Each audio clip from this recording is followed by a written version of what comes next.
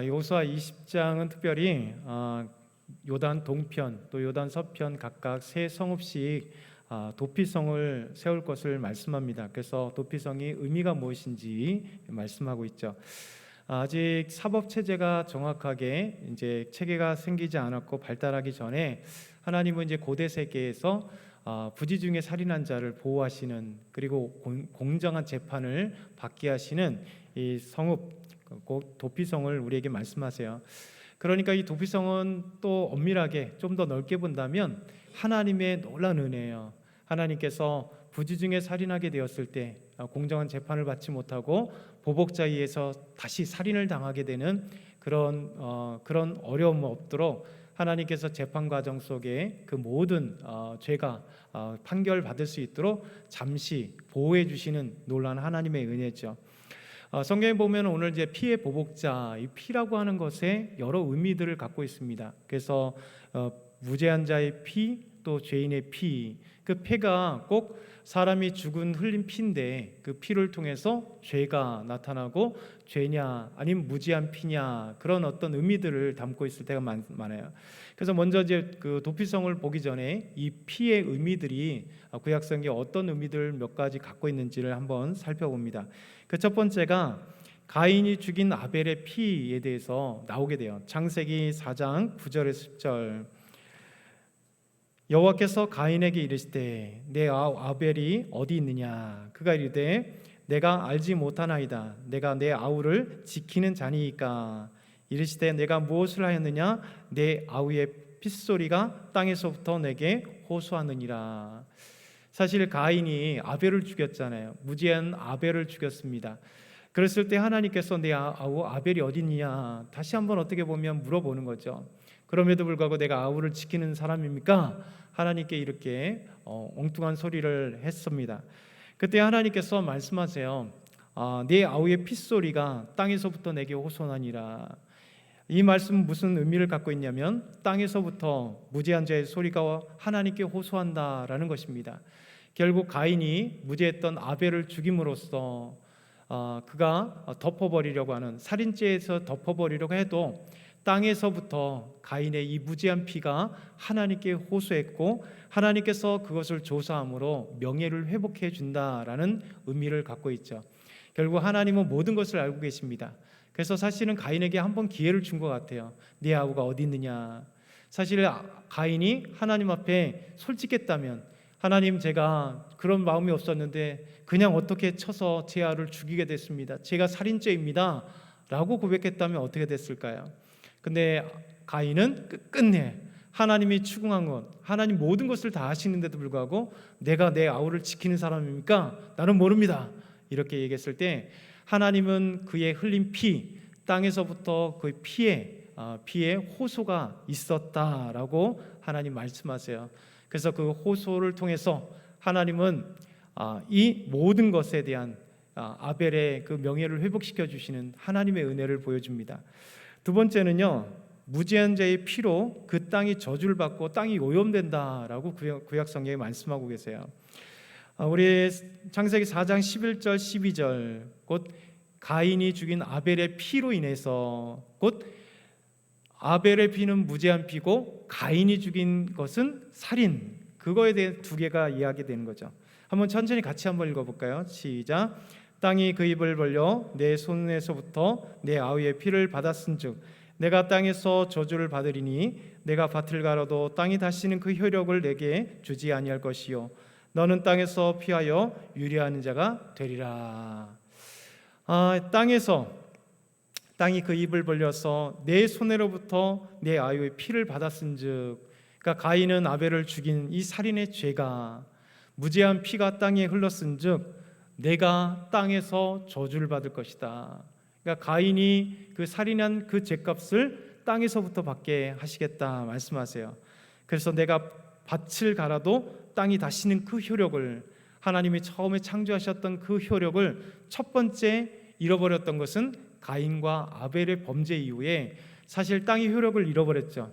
두 번째 잃어버리는 것은 가인의 범죄로 말미암아 가인이 받아야 될 그 땅의 효력을 잃어버리니, 여러분 하나님이 창조했던 아름다운 땅과 완전히 죄값으로 인하여 변경된 이 땅이 저주를 받고 그 땅이 오염돼서 더 이상의 그 아름다운 땅의 효력을 받지 못하겠다. 하나님 그렇게 말씀하고 있습니다. 또 민수기 35장 33절 34절도 마찬가지입니다. 너희는 너희가 거주하는 땅을 더럽히지 말라.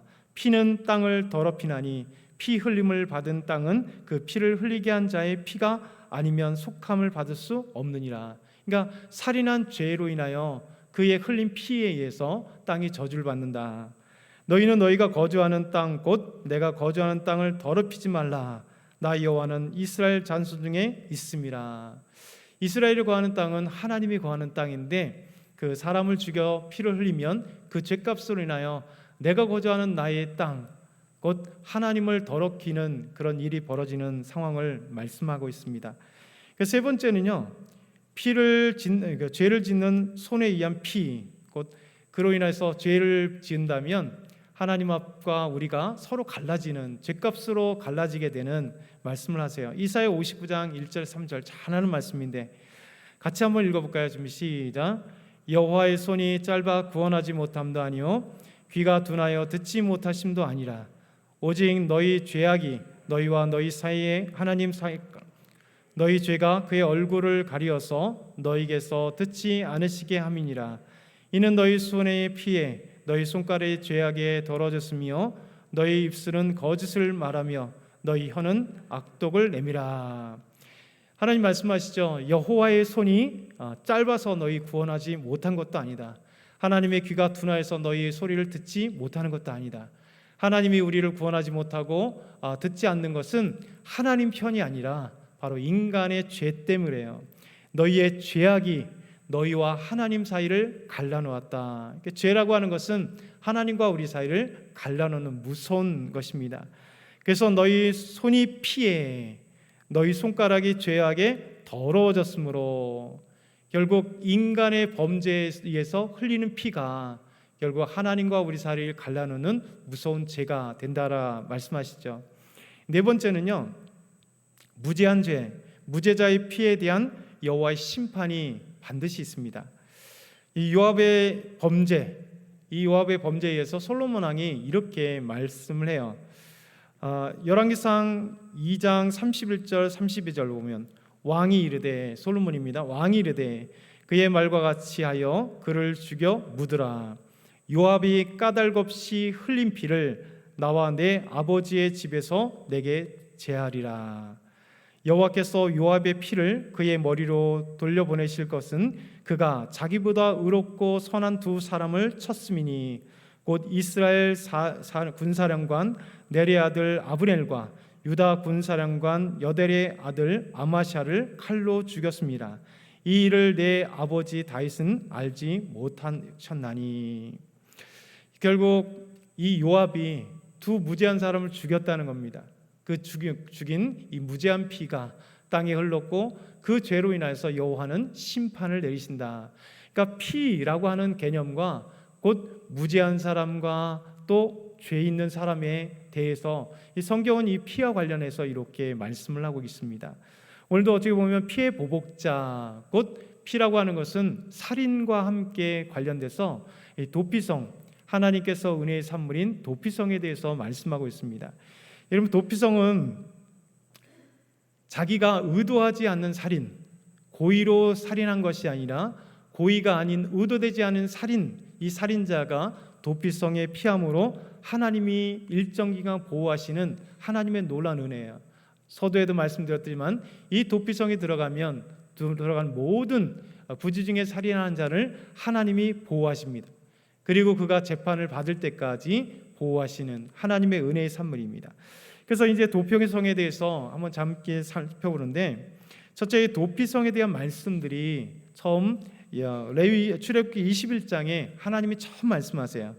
만일 사람이 고의적으로 한 것이 아니라, 그러니까 고의가 아니었다면 나 하나님이 사람을 그의 손에 넘긴 것이면 내가 그를 위하여 한 곳을 정하리니 그 사람이 그리로 도망할 것이며, 고의가 아닌 살인자, 곧 부지 중에 살인할 수밖에 없었던 고의가 아닌 살인자는 한 곳을 정하여 그러면 그곳으로 들어간다. 사람이 그 이웃을 고의로 죽였으면 너는 그를 제단에서라도 잡아내려 죽일지니라. 고의로 사람을 죽였다면 반드시 심판하지만 고의가 아니었고 살인을 부지 중에 살인했다면 그 사람은 한 정한 곳 그곳으로 들어가라. 이것이 첫 번째 출애굽기 말씀입니다. 그리고 신명기 4장 41절에 42절은 그것이 도피성이라 이렇게 얘기합니다. 그때 모세가 요단 이쪽 해 돋는 쪽에서 세 성읍을 구별하였으니 이는 과거에 원한이 없이 부지 중에 살인한 자가 그곳으로 도피하게 하기 위함이며 그 중 한 성읍으로 도피한 자가 그의 생명을 보존하게 하기 위함이라. 오늘 말씀 여호수아 20장 2절 3절도 마찬가지로 이렇게 말씀합니다. 이스라엘 자손에게 말하여 이르기를 내가 모세를 통하여 너에게 말한 도피성들을 너희를 위하여 정하여 부지 중에 실수로 사람을 죽인 자를 그리로 도망하게 하라. 이는 너희를 위해 피해 보복자를 피할 곳이니라. 이렇게 말씀하세요. 하나님이 이 피해 보복, 살인은 살인이지만 한 사람이 피 흘렸는데 이 사람을 잠시 구원할 수 있는 도피성. 여러분 고대 세계에서는 이 도피성이 아주 중요한 역할을 합니다. 하나님께서 특별히 도피성이라고 하는 제도를 허락해 주셨어요. 고대나 아니면 지금도 시족 사회가 있죠. 뭐 한씨면 한씨, 김씨면 김씨. 아직도 이제 집성촌은 아니더라도 아직 흔적이 우리나라에도 참 많이 남아 있습니다. 고대로 보면 한 가족이 가족끼리 이렇게 사는 공동체가 있기도 하고, 그리고 같은 종족 아니면 그 같은 가족들이 집단으로 거주하는 경우가 참 많습니다. 그러다가 집단으로 거주하다가 우연찮게 아니면 고의로나 아니면 의도적으로 살인하거나 범죄하게 되면 그 한 사람을 골라내어서 한 가족이 아니면 한 부족이 한 그 공동체가 그 사람을 앞에 두고 집단적으로 이제 그 재판하는 경우가 참 많습니다. 무슬림 같은 경우는 이런 것들이 지금도 엄청나게 심합니다. 한 범죄자를 큰 앞에 사람들 앞에 두고 뭐 매를 때린다든가 아니면 손가락을 자른다든가 아주 무서운 처형들이 종종 TV를 통해서 보여지는 건데, 여러분 이러다 보니까 뭐가 생기냐면 사람은 이게 좀 좋은 마음으로 해야 되는데 범죄가 일어나면 여러분 당한 사람은 어떻게 합니까? 피해자는요 반드시 보복하고 싶은 마음이 있어요. 그리고 그 보복하고 싶은 마음이 아주 악에 바치고 또 마음이 무섭게 됨으로써 상대방을 더 심하게 보복하고 싶은 마음이 있습니다. 그래서 율법에 이 마음을 잘 아셔서 하나님이 율법을 통하여 이것을 제한한 것이 있습니다. 레위기 24장 19절에서 20절 보면 이렇게 말씀해요. 사람이 만일 그의 이웃에게 상해를 입혔으면 그가 행한 대로 그에게 행할 것이니 상처에는 상처로 눈에는 눈으로 이에는 이로 갚을지라. 남에게 상해를 입힌 그대로 그렇게 한다 이렇게 말씀하세요. 우리가 이 말씀을 보면 우리가 오해할 때가 있어요. 야, 갚은 대로 갚아라. 이에는 이고 눈에는 눈이니까 반드시 보복하리라, 이런 마음을 갖고 있습니다. 이게 함무라비 법전에도 비슷한 얘기가 나옵니다. 근데 놀라운 건요, 하나님께서는 우리에게 이 말씀을 하실 때 하나님은 사람의 복수심에 있어서 제한을 두는 거예요. 사람은 복수심, 남들에게서 피해를 받으면요 더 큰 것으로 갚아주고 싶은 마음이 있어요. 그러니까 하나님께서 복수에 대한 최저로 이렇게 제한을 둔 거예요. 여러분 눈이 상했으면 어떻게 됩니까? 상대방에게 눈까지만 해를 주라는 거예요. 눈까지만. 이를 상했으면 이까지만 상하게 하라는 거예요. 내가 상한 만큼 상대방에게 더 피해를 주지 말라고 하는 하나님의 놀라운 제한하는 거예요. 이것이 바로 이에는 이고 눈에는 눈이라는 율법의 말씀입니다. 여러분 하나님의 의도를 모르면 반드시 보복해라, 이런 나쁜 의도, 나쁜 생각을 가지고 성경을 해석하고 또 일반적으로는 그렇게 됩니다. 근데 하나님은 여러분 놀라운 사람의 마음들을 알기 때문에, 죄악성을 알기 때문에 여러분 제한을 두시는 거예요.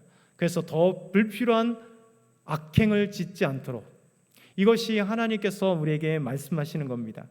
여러분 도피성은 이와 같이 살인자지만 그 피해 보복자들이, 여러분 피해를 당한 사람이 보복할 때 물어보지 않고 화를 내고 물어보지 않고 그에게 복수함으로 그를 죽이는 이런 일에 대해서 보호하시는, 그래서 공정한 재판을 받게 하시는 하나님의 놀라운 사법 체계를 우리에게 보여주시는 거예요. 그래서 이제 도피성의 처음 말씀이 그랬다면 이 처음 말씀의 그 목적도 나오지만 다시 한번 목적은 뒤에 보고, 도피성은 어디에 두어야 하는가? 어디에 두어야 하는가? 여러분, 도피성은요 요단강을 기점으로 해서 동과 요단 동편과 요단 서편 상중하 그래서 6곳에 도피성을 두었어요. 그럼 무슨 말일까요?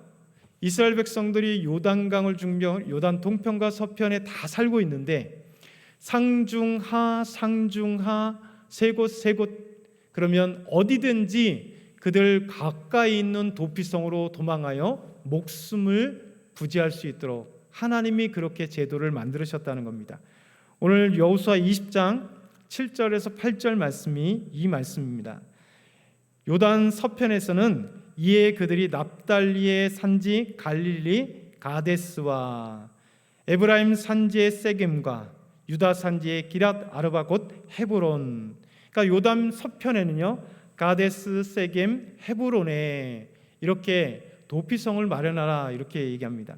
그럼 요단 동편에는 어디냐?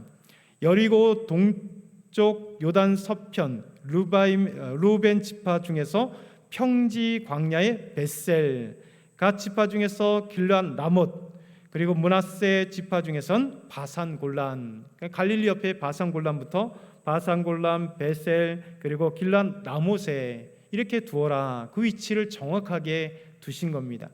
이 위치는요 금방 말씀드린 것처럼 요단강을 중심으로 이스라엘 백성들이 동편과 요단 동편과 요단 서편에 사는데 공식적으로 상중하 6곳에 가장 가까이 살 수 있도록, 가장 가까운 데 갈 수 있도록 그렇게 말합니다. 여러분, 부지 중에 살인했는데 살인자가 도망하면 그 도피성이 정말 멀리 있다면 어떻게 되겠을까요? 가다가 보복을 당하겠네. 그래서 가장 가까운 데 중심 그렇게 만들어준 겁니다. 그렇다면 세 번째는 도피성의 목적이 뭘까요? 도피성의 목적, 이미 여러 차례 도피성의 목적에 대해서 여러분에 말씀드렸습니다.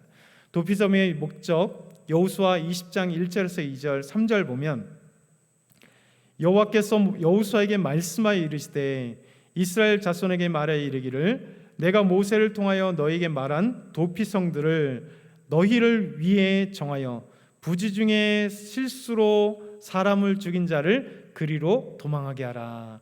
부지 중에 실수로 사람을 죽인 자를 그리로 도망하게 하라. 도피성에 도망하게 하라. 이는 너희를 위해 피해 보복자를 피할 곳이니라. 피해 보복자가 뭡니까?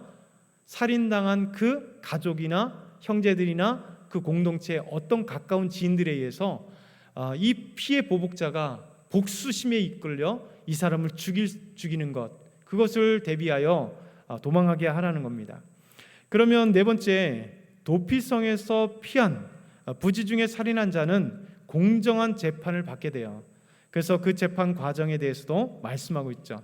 여호수아 20장 4절에서 5절 보면 이 성읍들 중에 하나에 도피하는 자는 그 성읍에 들어가는 문 어귀에 서서 그 성읍의 장로들의 귀에 자기의 사건을 말할 것이요 그들은 그의 성읍에 받아들여 한 곳을 주어 자기들 중에 거주하게 하고 피해 보복자가 그의 뒤를 따라온다 할지라도 그들은 그 살인자를 그의 손에 내주지 말지니 이는 본래 미움 없이 부주 중에 그의 이웃을 죽였습니다. 그러니까 의도 없이 우연찮게 죽일 수밖에 없었는데 그러나여 피해 보복자가 달려온다 할지라도 내놓으라, 그건 우리가 죽이겠다 해더라도 내어주지 말라, 이렇게 말씀하고 있습니다. 그러면 다섯 번째, 도피성에 들어간 자는 어떻게 되는가? 안전하다 말씀합니다. 오늘 여호수아 20장 6절 보면 그 살인한 살인자는 회중 앞에 서서 재판을 받기까지, 첫 번째 재판을 받기까지, 또는 그 당시 대제사장이 죽기까지 그 성읍에 거주하다가 그 후에 그 살인자는 그 성읍 곧 자기가 도망하여 나온 자기 성읍 자기 집으로 돌아갈지니라 하라 하시니라. 여러분, 부지 중에 살인한 자가 도피성이 있다면 첫 번째 재판을 받을 때까지 그는 죽임을 당할 수 없어요. 두 번째, 그 당시에 그 성읍에 있는 제사장이 죽기까지 안전하게 하나님이 그를 보호해 주라 이렇게 말씀하고 있습니다. 그럼 여섯 번째, 그 도피성으로 들어간 사람은 어떻게 되어진가?